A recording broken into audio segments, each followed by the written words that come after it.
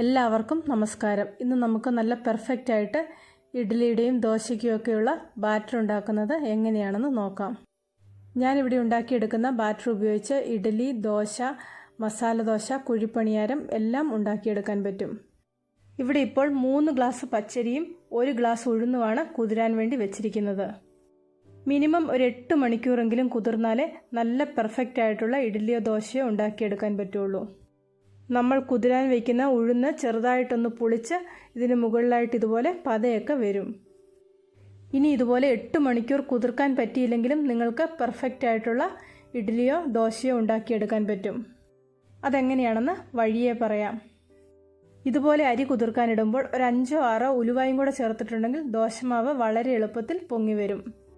ഞാനിവിടെ ഇതൊന്നും ചെയ്തു കൊടുക്കുന്നില്ല. അടുത്തതായിട്ട് അരി അരയ്ക്കുമ്പോൾ ശ്രദ്ധിക്കേണ്ട കാര്യമാണ്.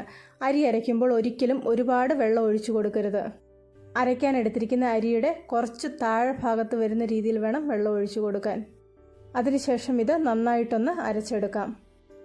അരിയും ഉഴുന്നും എടുക്കുമ്പോൾ 3:1 റേഷ്യോയിൽ വേണം എടുക്കാൻ. 3 കപ്പ് അരിക്ക് 1 കപ്പ് ഉഴുന്ന്, അതാണ് കറക്റ്റ് അളവ്.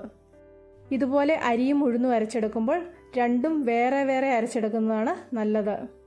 ചിലരിത് രണ്ടും കൂടെ ഒന്നിച്ച് അരച്ചെടുക്കാറുണ്ട്. അങ്ങനെ വരുമ്പോൾ ഇഡ്ഡലി അങ്ങ് ശരിയായിട്ട് വരില്ല.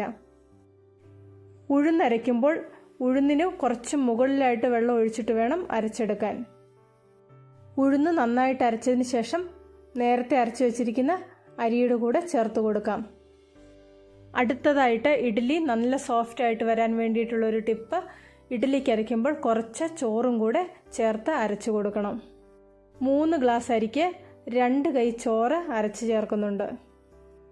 ചോറരയ്ക്കുമ്പോൾ വളരെ കുറച്ച് വെള്ളം ചേർത്ത് കൊടുത്താൽ മതി. അടുത്തതായിട്ട് ഇഡ്ഡലി സോഫ്റ്റ് ആകാൻ വേണ്ടിയിട്ടുള്ള ഒരു കാര്യം, തലേ ദിവസം തന്നെ ഇതിലേക്ക് ഉപ്പ് ചേർത്ത് വയ്ക്കുന്നുണ്ട്. അതിനുശേഷം നന്നായിട്ട് കൈകൊണ്ടൊന്ന് ഇളക്കി കൊടുക്കണം. കൈകൊണ്ട് ഇളക്കിയെങ്കിൽ മാത്രമേ ഇത് നന്നായിട്ട് ഇളകിയോന്ന് നമുക്ക് മനസ്സിലാക്കാൻ പറ്റുള്ളൂ. അങ്ങനെയാണെങ്കിൽ പിറ്റേ ദിവസം നമുക്ക് നല്ല സോഫ്റ്റ് ആയിട്ടുള്ള ഇഡ്ഡലി ഇതിൻ്റെ മുകളിൽ നിന്ന് മാത്രമായിട്ട് കോരിയെടുത്ത് ഉണ്ടാക്കിയെടുക്കാൻ പറ്റും. ഇതേ ഒരു രീതിയിൽ ഇഡ്ഡലിക്ക് അരച്ച് വെച്ചിട്ടുണ്ടെങ്കിൽ ഒരു 8 മണിക്കൂർ കഴിയുമ്പോഴേക്ക് ഇഡ്ഡലി മാവ് നന്നായിട്ട് പൊങ്ങി വരും. പൊങ്ങി വന്നതിന് ശേഷം ഈ മാവ് ഇളക്കി കൊടുക്കുന്നില്ല.